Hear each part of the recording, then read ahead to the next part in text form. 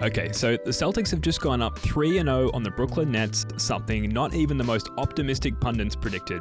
Game 3 was full of highlight plays, particularly from Jayson Tatum, who once again carved up the Nets defense with his passing, but this time also dropped a tidy 39 points. And of course, Jaylen Brown, who once again came to life in the fourth quarter. This game, as well as games 1 and 2, was full of little underrated plays. Brad Stevens famously calls it hitting singles. Little plays that gradually nudge the Celts towards victory, and in the case of the Nets, whittling away at their very souls. So it's time to revive an old segment of ours, the top underrated plays of the game.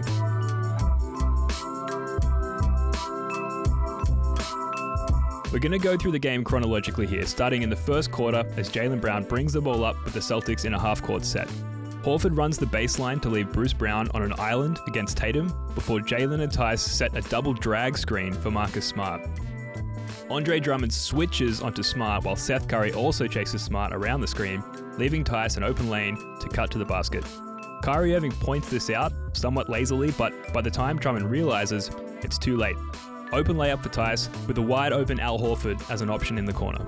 On the other side of the ball, we've got Tatum guarding Durant, with the rest of the Celtics loosely committed to their man, ready to collapse into the paint at the slightest hint of a Durant attacking move. Bruce Brown comes up to fake a ball screen, but slips out to the wing, and on the catch, drives hard. Horford appears to be behind the play at this point, but moves his feet with insane agility for a 35-year-old. Tice slides over to block the dump off to Drummond, and Horford gets the block on Brown. Sticking with the defense here, and the Nets run a little action to get Horford switched onto Kyrie. With little to no effort from Kyrie here, Horford is able to just deny the ball. But this leaves Kevin Durant isolated on Tatum on the weak side. Typically a favourable circumstance for KD, but look at Tatum draped over him like a kid wearing their parents' winter coat.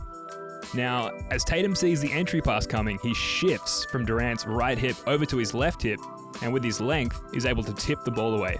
Smart collects the ball, and transition offense for the Celtics here. Tice positions himself between Tatum and the Nets defense, and combined with some lazy overall defense from the Nets, Tatum fires off a pretty uncontested three.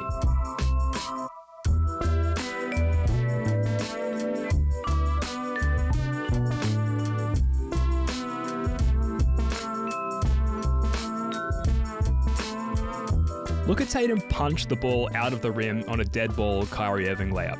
These guys are buddies. This isn't the Jayson Tatum of yesteryear. He is ruthlessly intent on breaking the Nets' spirit.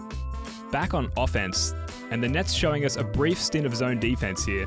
Look how Grant gets super low here as Horford goes up to set the screen, stretching and conflicting the defense.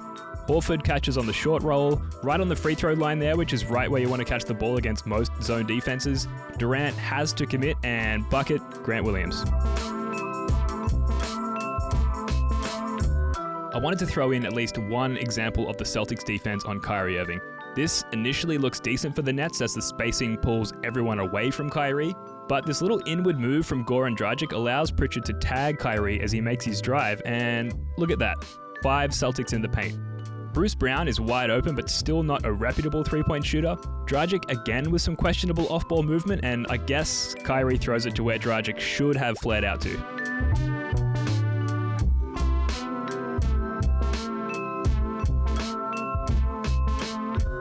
Getting back to that spicy KD-JT matchup here, this play breaks down for the Nets and KD gets the ball at the top of the arc with 5 seconds on the shot clock.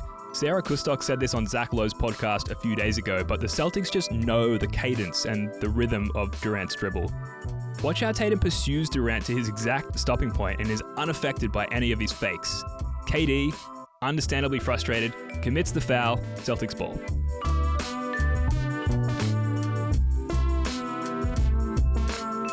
Another botched defensive coverage here from the Nets. Jaylen sets a pin down screen for Jayson Tatum. Both defenders commit to Tatum and slammer-jammer Jaylen Brown. If you put both Jays in screening action like that, coupled with the playmaking of Marcus Smart, you're gonna get some interesting looks. This one's interesting because while sloppy on the surface, the execution is pretty much perfect. The play starts with Tatum setting a ball screen and immediately short rolling into the gap. Drummond does a good job of actually getting a hand in there and nearly disrupting the play, but in doing so, leaves Tice open to execute some fine German engineering.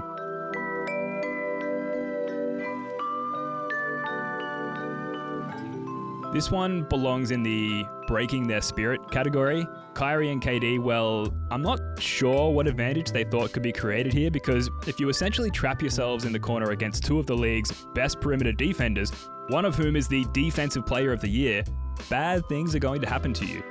In this case, it's an immediate turnover and one layup in transition.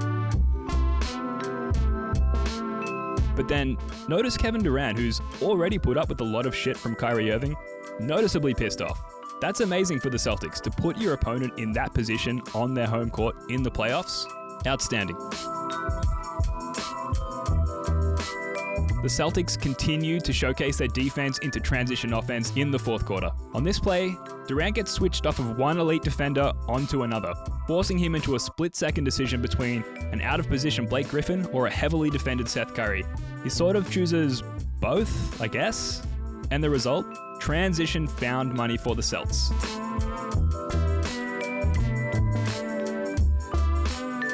And actually a really nice finish here from Jaylen Brown.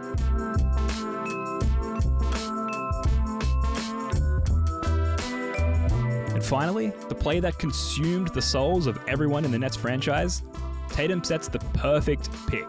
The kind where Durant has to stay semi-committed to him in case he flares out and drags little Patty Mills with him. As Smart is finally able to draw Durant away from the play, Tatum cuts hard while Smart threads him the perfect pass. Claxton has no choice but to commit, leaving playoff Al Horford wide open for a back-breaking three.